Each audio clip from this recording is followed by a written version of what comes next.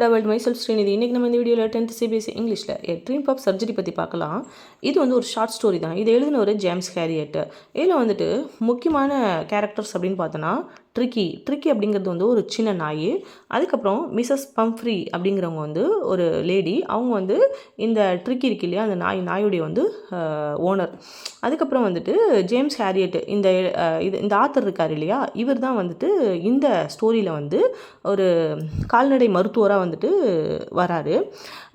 இதில் வந்து பார்த்தோம் அப்படின்னா, இதில் மெசேஜ் வந்து பார்த்தோம் அப்படின்னா, ஒரு அதிகமான அன்பும் ஆபத்து, அதிக சுகமான வாழ்க்கையும் வந்து ஆபத்தானது அப்படிங்கிற மாதிரி இவர் வந்து இந்த ஸ்டோரியை வந்து கொண்டு வந்திருக்காரு.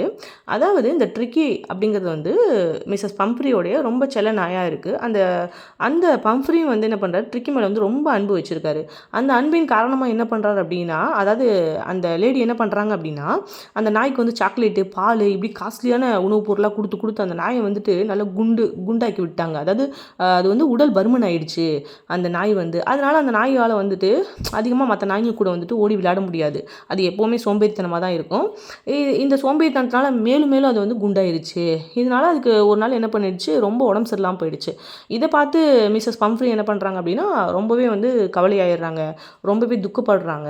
இந்த நாய் எப்படியாவது நம்ம சரி பண்ணிடணும் அப்படின்னு சொல்லிட்டு இந்த ட்ரிக்கியை கொண்டுட்டு போயிட்டு ஜேம்ஸ் ஹேரியட் இருக்கார் இல்லையா, அதாவது இந்த கதையுடைய ஆத்தர் வந்து அவர் தான் இந்த ஸ்டோரியில் வந்துட்டு கால்நடை மருத்துவம்னு சொன்னேன்ல, அங்கே போயிட்டு வந்து என்ன பண்ணுறாருன்னா காட்டுறாங்க. அவர் என்ன பண்ணுறாரு, இந்த நாய்க்கு வந்து எக்ஸசைஸ்லாம் சொல்லி கொடுத்து டயட் ஷெட்யூல் பண்ணிவிட்டு அதுக்கப்புறம் வந்துட்டு ப்ரிஸ்கிரிப்ஷன்லாம் எழுதி கொடுக்குறாரு.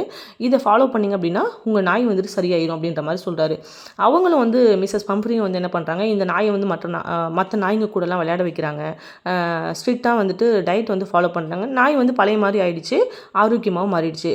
ஃபைனலாக வந்து பார்த்தோம் அப்படின்னா, இந்த ஸ்டோரியில் வந்துட்டு மிஸ்ஸஸ் பம்ஃப்ரியும் ட்ரிக்கியும் வந்துட்டு முன்ன மாதிரியும் ஆரோக்கியமாக மாறிட்டாங்க. அதுக்கப்புறம் இந்த டாக்டர் வந்து என்ன சொல்கிறார் அப்படின்னா, இது வந்து ஒரு சர்ஜரியுடைய வெற்றி அப்படிங்கிற மாதிரி சொல்கிறாரு. அதாவது அப்படின்னா என்ன சொல்கிறாரு அப்படின்னா, உண்மையிலேயே ஒரு சர்ஜரி வந்து நடக்க கிடையாது. ஒரு சர்ஜரி வந்துட்டு ஆப்ரேஷன்லாம் எதுவுமே அவர் பண்ணலை. ஆனால் எப்படி ஒரு இந்த நாயை குணப்படுத்தினார் அப்படின்னா, ஒரு இயற்கையான முறையில் அந்த நாயை வந்துட்டு மற்ற நாய்ங்களோட வந்து விளையாட விட்டு, அந்த நாய்க்கு வந்து டயட்டை ஃபாலோ பண்ண விட்டு, அதாவது பத்திய முறையை வந்து ஒரு ஃபாலோ பண்ண வைக்கிறாரு. அதுக்கப்புறம் அந்த நாய் வந்து சகஜ நிலைக்கு மாறிடுது. இது வந்து நாய்க்கு மட்டும் கிடையாது, மனுஷங்களுக்கும் இது வந்து ஒரு முக்கியமான மெசேஜ் சொல்கிறாரு. என்ன அப்படின்னா, அதிகமான சுகம், அதாவது நம்ம உடம்புக்கு வந்து நிறைய சுகம் கொடுத்தோம் அப்படின்னா அது வந்து நம்மளை சோம்பலாக்கிடும். சோம்பலானால் என்ன ஆகும், நம்ம உடம்புல வந்து தேவையில்லாமல் நோய்கள்லாம் அதிகமாயிரும் அப்படின்ற மாதிரி சொல்கிறாரு.